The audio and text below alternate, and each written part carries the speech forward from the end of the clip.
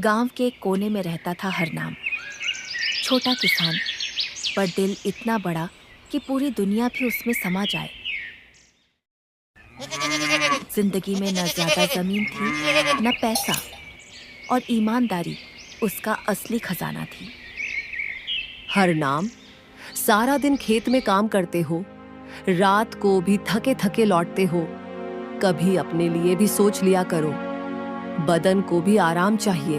अरे गीता, तू सही कह रही है, पर खेती में मौसम इंतजार नहीं करता। ये फसल जैसे मेरा बच्चा है, इसे छोड़ दिया तो पल भर में बीमारी लग जाएगी या बारिश खराब कर देगी। मैं समझती हूँ, लेकिन तू दिन रात का फर्क ही भूल गया है।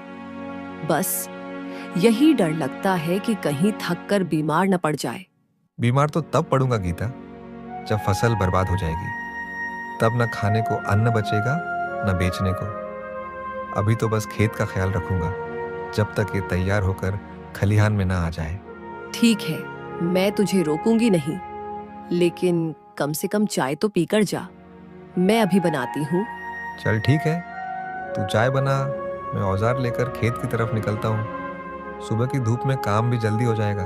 और फिर गीता हरनाम के लिए चाय बनाने के लिए चली जाती है, और हरनाम भी चाय पीकर सुबह सुबह खेत की तरफ निकल जाता है। वह खेत में काम करने लगता है। थोड़ी देर खेत में काम करने के बाद उसका फावड़ा एक चीज से टकराता है। अरे ये क्या टकरा गया? पत्थर है क्या? लेकिन आवाज तो कुछ अलग आई, भारी चीज लगती है। हरनाम उस लकड़ी के बक्से के ऊपर से मिट्टी हटाता है और उस बक्से को बाहर निकालता है। अरे बाप रे, ये तो संदूक है, और ये यहाँ मेरे खेत में कैसे? कहीं किसी पुराने जमाने का तो नहीं दबा पड़ा? चलो खोल कर देखता हूँ इसे। फिर हरनाम धीरे से उस बक्से को खोलता है, और जैसे ही बक्सा खोलता है तो वह उसके अंदर सोना देखकर चौंक जाता है। वह देखता है कि बक्सा सोने से भरा पड़ा है। इतना सारा सोना है भगवान, ये कहाँ से आया? मैंने तो अपनी जिंदगी में इतना धन सपने में भी नहीं देखा। पर ये मेरा तो नहीं है, कहीं किसी का खोया हुआ होगा। अगर ये बात बाहर गई तो न जाने कितने लोग दावा करने आ जाएंगे। वह मन ही मन में सोचता है कि इतना सारा सोना मुझे गीता को दिखाना चाहिए, और वह खुद से बड़बड़ाता है। गीता को दिखाना चाहिए, पर यह बात ऐसे नहीं रखी जा सकती। पहले घर ले चलूं, फिर सोचूं क्या करना है। ईमानदारी से जीने वाला हूं, तो चोरी का माल रख कर चैन कैसे मिलेगा?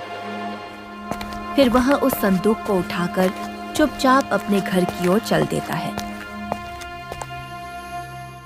अरे ये क्या उठा लाए खेत से? इतनी भारी चीज, और ये तो लोहे का संदूक लगता है। कहाँ से मिला ये आपको? हाँ गीता, मैं खेत में खुदाई कर रहा था। फावड़ा अचानक किसी भारी चीज से टकराया। मिट्टी हटाई तो ये संदूक निकला। ताला टूटा था।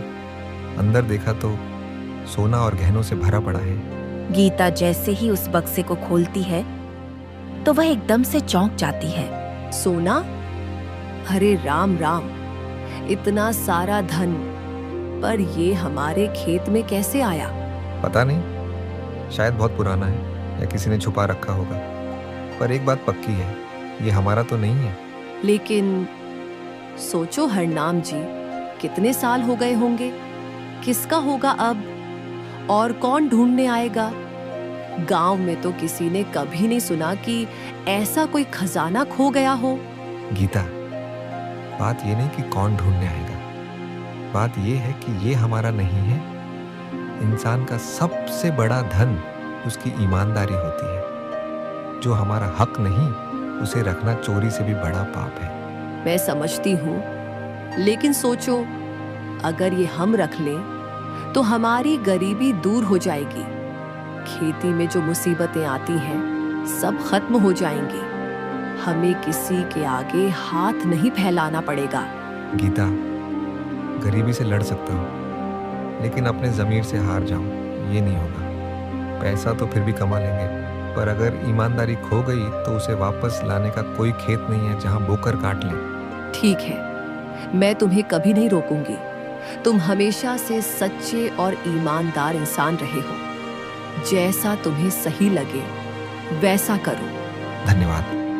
गीता, कल सुबह मैं जाकर ये संदूक मुखिया जी को सौंप दूंगा। वही पता लगाएंगे कि ये किसका है। हाँ, सही रहेगा। जो सही रास्ता है वही चुनना चाहिए।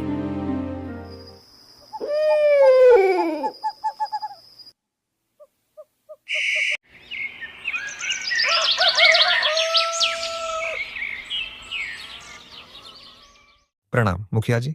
अरे हरनाम, आओ आओ। कैसे आना हुआ? और ये संदूक कैसा लेकर आए हो? मुखिया जी, कल खेत में खुदाई करते वक्त ये संदूक मिला। फावड़ा किसी भारी चीज से टकराया, मिट्टी हटाई तो ये निकला। जब खोला तो अंदर सोना चांदी और गहने भरे थे। लेकिन ये मेरा नहीं है, इसलिए मैं आपके पास लेकर आया हूं, ताकि आप इसका असली मालिक ढूंढ निकालें और उसे लौटा दें। अरे हरनाम, आज के जमाने में तुम्हारे जैसा आदमी ढूंढना मुश्किल है। लोग तो ऐसे मौके पर आंख मूंद कर सब अपने पास रख लेते और ऊपर से झूठ बोल देते। तुम्हारी ईमानदारी की मिसाल दी जाएगी। मुखिया जी, इंसान की सबसे बड़ी दौलत उसका खेत, उसका घर या उसका धन नहीं, उसकी ईमानदारी और मेहनत है। ये संदूक चाहे कितना भी कीमती हो, लेकिन अगर मैं इसे अपने पास रख लूं तो मेरा जमीर चैन से नहीं जीने देगा। सच कहा तुमने हरनाम। तुम्हारा ये काम पूरे गांव को सिखाएगा कि असली इज्जत सोने चांदी से नहीं, अच्छे कर्मों से मिलती है। तो मैं चलता हूँ मुखिया जी, आप इसका पता लगाइए और जिसका भी हो उसे लौटा दीजिए। ठीक है हरनाम, आज ही गांव और आसपास के गांवों में खबर फैला दूंगा। मालिक मिलते ही उसे सौंप देंगे और तुम्हारा नाम सबकी जुबान पर होगा। मुझे नाम की नहीं, सुकून की जरूरत है मुखिया जी।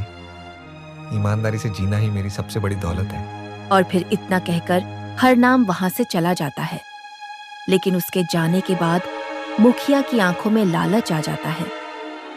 वह उस संदूक को लेकर घर के अंदर जाता है और अपनी पत्नी को वह संदूक दिखाता है। अरे ये भारी भारी संदूक कहाँ से उठा लाए? इसमें क्या है और ये कहाँ से मिला आपको? अरे ये हरनाम देकर गया है। कहता है खेत में खुदाई करते मिला। खोला तो सोना चांदी से भरा पड़ा है। सोना चांदी? तो फिर तुमने कहा होगा ना कि मालिक को ढूंढेंगे। हाँ हाँ, उसने यही बोला। लेकिन सुन, असल में कोई जरूरत नहीं है खबर फैलाने की। किसको क्या पता चलेगा? हरनाम ने किसी को नहीं बताया, बस मुझे दिया है और मैं भी किसी को नहीं बताऊंगा। पर अगर राजा को पता चल गया तो, या कोई ढूंढने आ गया तो? अरे पगली, राजा को कौन बताएगा? गांव में तो हरनाम ने मुंह तक नहीं खोला, और अगर कोई पूछेगा भी तो कह देंगे कुछ नहीं मिला। जितना चुप रहेंगे उतना अच्छा। तुम्हारी बात सही है। इतना सारा धन देखकर तो दिल मचल ही गया। बस यही तो कह रहा हूं। ये मौका बार बार नहीं आता, इसे हम ही रख लेते हैं। हमारे बच्चों और आने वाली पीढ़ियों का भी भला हो जाएगा। ठीक है, जैसे तुम्हें सही लगे।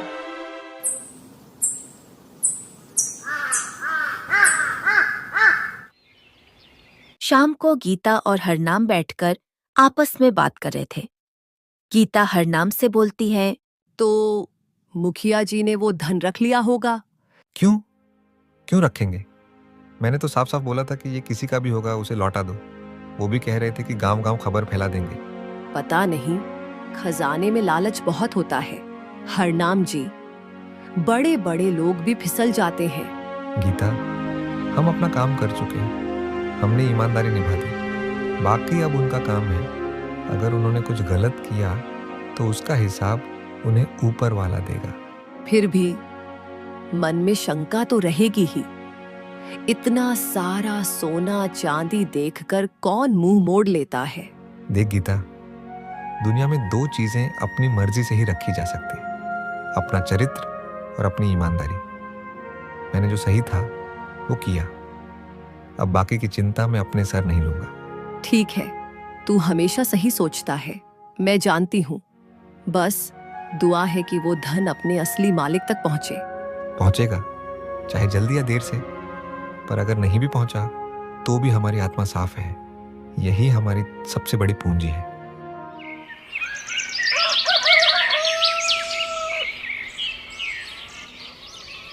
अगले दिन चौपाल पर गांव के कुछ लोग बैठकर आपस में बातें कर रहे हैं। अरे भाई, तुम लोगों ने सुना? हरनाम के खेत की मिट्टी में खजाना निकला है। हाँ रे, सुना मैंने भी। वही हरनाम जिसने खजाना अपने पास रखने की जगह सीधा मुखिया को सौंप दिया। अगर मेरी किस्मत में आता तो मैं तो किसी को कानो कान खबर न देता, घर में रखता और उम्र भर चैन से जीता। बिल्कुल, मैं होता तो अपनी औरत को सोने चांदी में लपेट देता, ऊपर से खेत खलिहान भी बढ़ा लेता। हाँ, सही कह रहा है तू। इतना वक्त हो गया पर ना कोई दावेदार आया, ना कोई ढोल ढमाका हुआ। अजीब बात है। पर देखो, हरनाम ने सब कुछ मुखिया के हवाले कर दिया और अब 1 महीना बीत गया, न मालिक का नाम सामने आया, न कोई सूचना। मेरे ख्याल से तो वो खजाना राजा के पास जाना चाहिए था। वहां कम से कम सबके सामने हिसाब होता। अरे, हरनाम को क्या मालूम था? उसने तो अपनी नीयत साफ रखते हुए वही किया जो उसे सही लगा। और अब देख, मुखिया के घर में कैसी रौनक है। पहले उसकी घरवाली वहीं पुराने गहनों में घूमती थी, अब तो हर दूसरे दिन नए हार और कंगन में सज धज कर निकलती है। हाँ, ये अचानक से आई ऐशो आराम की लहर, कहीं वो खजाने का कमाल तो नहीं? अगर हरनाम को सच्चाई पता चल गई तो मचा देगा हड़कंप। अरे, हरनाम को क्या भनक लगेगी, लेकिन अगर बात राजा तक पहुंच गई तो मुखिया की खैर नहीं। हरनाम तो सीधा साधा आदमी है, अपने खजाने का भी पीछा नहीं करता, लेकिन देख, उसकी ईमानदारी ने मुखिया की किस्मत पलट दी। हाँ, बेचारा हरनाम तो रोज रोज गरीब होता जा रहा है और मुखिया दिन ब दिन अमीर बन रहा है। चलो देखते हैं आगे क्या तमाशा होता है। पर एक बात पक्की है, ईमानदारी अच्छी चीज है, मगर इस जमाने में थोड़ा होशियार होना भी जरूरी है, वरना भले लोग सबसे पहले ठगे जाते हैं।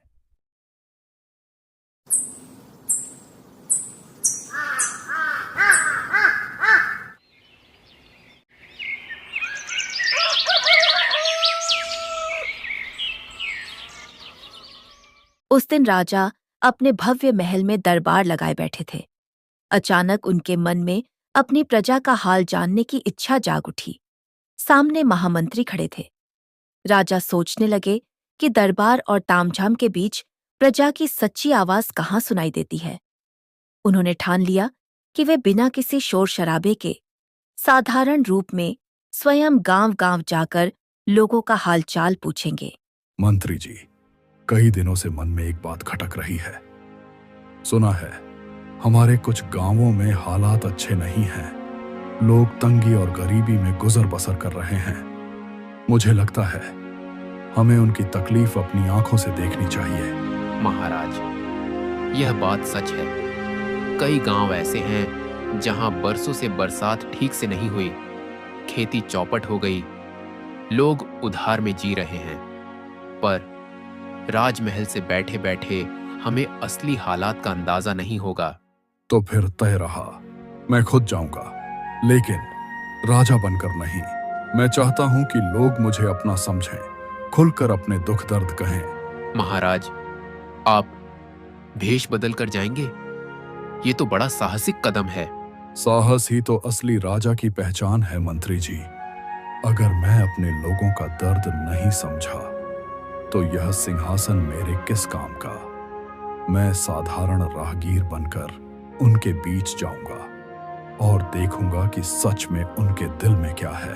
आपकी यह सोच काबिले तारीफ है महाराज, लेकिन ध्यान रखिएगा, गांव के लोग सीधे साधे होते हैं, मगर उनके मन में शिकायतें भी छुपी हो सकती हैं। यही तो जानने जा रहा हूं मंत्री जी। मेरे राज्य के लोग भूखे रहें और मैं चैन की नींद सोऊं, ऐसा संभव नहीं। कल सुबह हम भेष बदल कर निकलेंगे।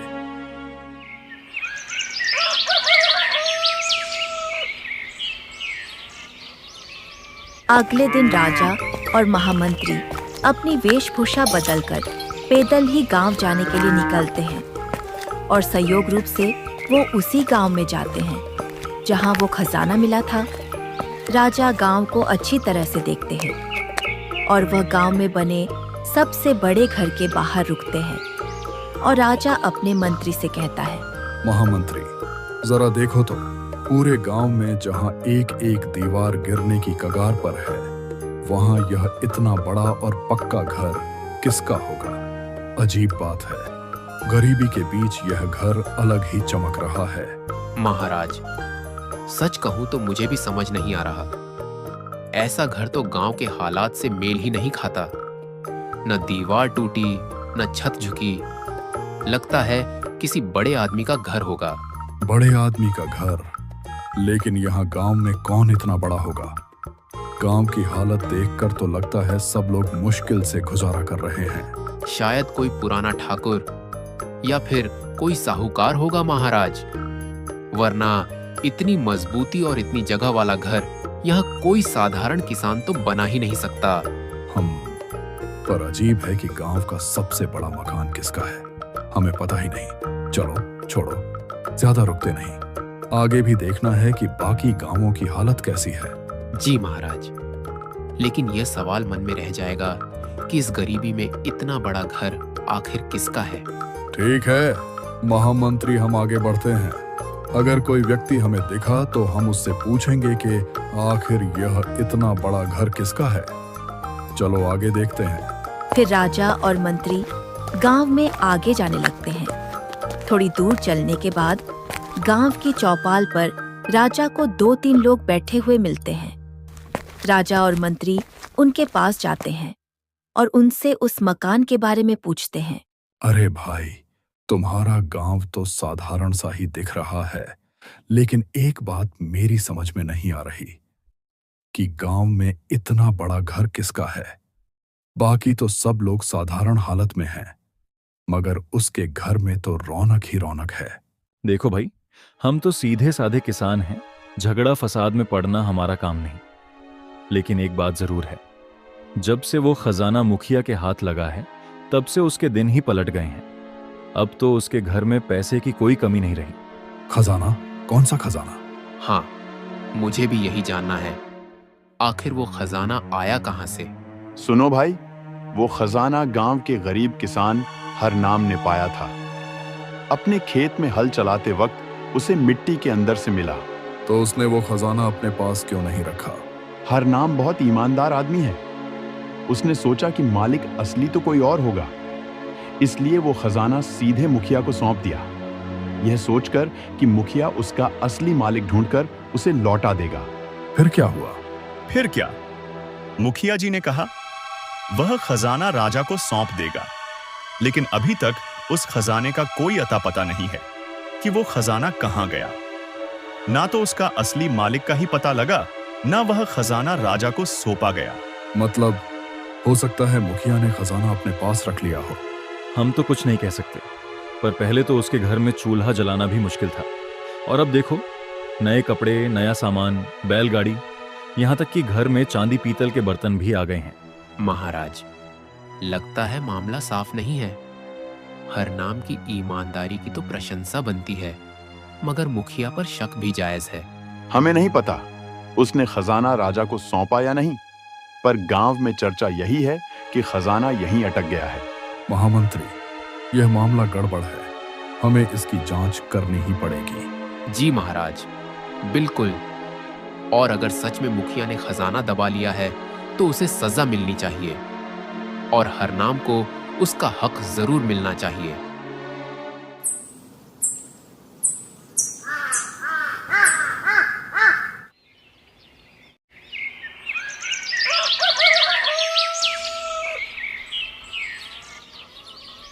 अगले दिन जब राजा फिर से अपने दरबार में बैठा था, तो उसके मन में वही बात चल रही थी कि वह खजाना आखिर गया तो गया कहाँ। फिर राजा अपने मंत्री जी से बोलता है, महामंत्री, कल जब हम भेष बदलकर गांव-गांव घूमकर लौटे, तब से एक बात मेरे मन को कचोट रही है। कौन सी बात महाराज? आपने तो कहा था कि लोगों की हालत जानने के लिए गए थे। कुछ खास दिखा क्या? हाँ, देखा। बाकी गांव तो जैसे तैसे गुजारा कर रहे हैं, लेकिन उस एक गांव का मुखिया अजीब तरीके से संपन्न दिखा। उसकी हवेली चमचमा रही थी, अनाज के गोदाम भरे पड़े थे और सोने चांदी के बर्तन तक दिखे। सचमुच महाराज। और बाकी गांव के लोग? बाकी तो आधे भूखे थे महामंत्री। बरसों से खेती में घाटा और बारिश भी कम हुई। फिर सोचता हूँ उस मुखिया के पास इतना धन आया कहां से। तो फिर यह तो साफ है महाराज, कहीं ना कहीं गड़बड़ जरूर है। पर सीधे सवाल करेंगे तो हो सकता है वह बचने की कोशिश करे। नहीं, बचने का मौका नहीं देंगे। दरबार में बुलाओ उसे, वहीं सामने बैठा कर पूछेंगे। और तब तक दरबार बंद रहेगा जब तक सच्चाई सामने न आ जाए। जैसा आदेश महाराज। मैं आज ही सिपाहियों को भेजता हूं उसे आदर सहित यहां लाने के लिए। आदर सहित? पर सच्चाई निकलवाने में कोई कोताही नहीं होनी चाहिए महामंत्री। और फिर महामंत्री अपने सिपाही को आदेश देता है। सिपाही मंत्री का आदेश पाकर मुखिया को पकड़कर राजा के सामने पेश करते हैं। मुखिया, मैं तुमसे एक बात पूछना चाहता हूँ और उसका जवाब साफ साफ देना। अगर झूठ बोलने की कोशिश की तो दंड मिलेगा, और दंड भी ऐसा कि जीवन भर याद रखोगे। जी महाराज, पूछिए। क्या ये सच है कि हरनाम नाम के एक किसान को उसके खेत में खुदाई करते समय एक खजाना मिला था? राजा की यह बात सुनकर मुखिया चौंक जाता है और वह मन ही मन सोचने लगता है कि अब वह करे तो करे क्या करे। लेकिन राजा के डर के मारे वह राजा को सब सच सच बताने लगता है। जी महाराज, मिला था। वह खेत में हल चला रहा था तो मिट्टी के नीचे से वह खजाना निकल आया। और उसने वह खजाना तुम्हें सौंप दिया था? जी महाराज, उसने ईमानदारी से मेरे पास लाकर दे दिया था। पूरी उम्मीद थी कि मैं वह खजाना राजकोष तक पहुंचा दूंगा। तो फिर वह खजाना कहाँ है? राजकोष में तो जमा नहीं हुआ। और फिर मुखिया राजा की यह बात सुनकर राजा से माफी मांगने लग जाता है। महाराज, मुझसे गलती हो गई, मुझे क्षमा कर दीजिए। लालच में पड़ गया था। जब हरनाम वह खजाना लेकर आया तो मेरे मन में पाप आ गया। सोचा क्यों ना यह अपने पास ही रख लूं। तुमने विश्वास तोड़ा है मुखिया। हरनाम जैसे ईमानदार किसान ने तुम्हारे भरोसे खजाना सौंपा ताकि तुम इसे सही हाथों तक पहुंचाओ, और तुमने अपने लालच में पूरे गांव की इज्जत मिट्टी में मिला दी। ये अपराध दंडनीय है।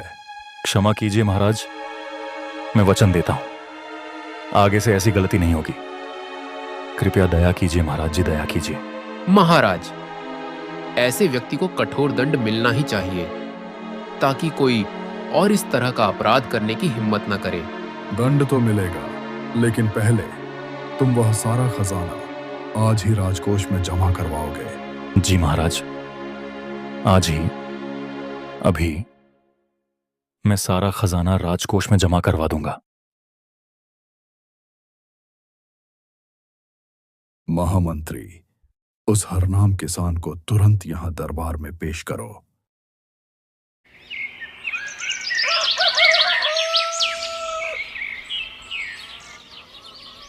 हरनाम, तुम्हारी ईमानदारी की चर्चा पूरे राज्य में हो रही है। जहां लोग थोड़े से धन के लिए अपने वचन भूल जाते हैं, वहां तुमने खजाने का लोभ छोड़कर उसे गांव के मुखिया को सौंप दिया। बताओ, तुमने ऐसा क्यों किया?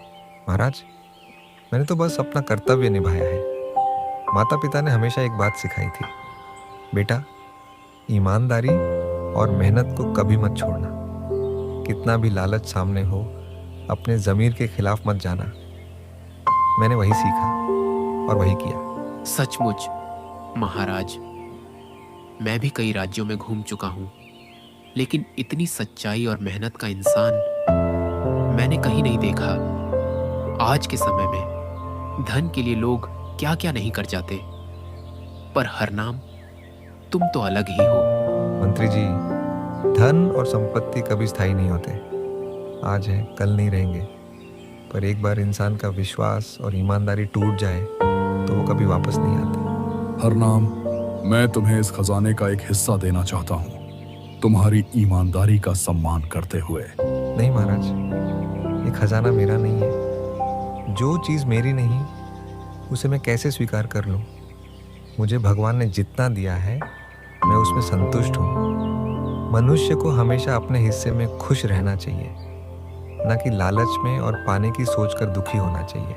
हरनाम, अधिकांश लोग धन पाने के लिए किसी भी हद तक चले जाते हैं और एक तुम हो जो उसे ठुकरा रहे हो। तुम्हारा ये स्वभाव, ये सोच मेरे राज्य के लिए एक उदाहरण है। महाराज, मेरा विश्वास है कि भगवान जो भी करते हैं वो हमारे भले के लिए करते हैं। अगर आज मेरे पास साधारण झोपड़ी है तो कल महल भी हो सकता है, पर वो मेरे कर्म और ईमानदारी के दम पर हो, लालच के दम पर नहीं। हरनाम, मैं तुम्हें अपने राज्य में एक महत्वपूर्ण पद देना चाहता हूँ, क्योंकि ईमानदारी से बढ़कर कोई योग्यता नहीं होती। क्या तुम स्वीकार करोगे? महाराज, मैं तो एक साधारण किसान हूँ, लेकिन अगर आप मुझे इस योग्य समझते हैं तो मैं इसे स्वीकार करता हूँ। सच्चाई और ईमानदारी वो दौलत है जिसे कोई चुरा नहीं सकता। धन और संपत्ति तो समय के साथ बदलते रहते हैं, पर एक अच्छा नाम और साफ ज़मीर ये इंसान को जीवन भर अमीर बनाए रखते हैं। हरनाम ने हमें यही सिखाया कि ईमानदारी से बढ़कर कोई भी खजाना नहीं।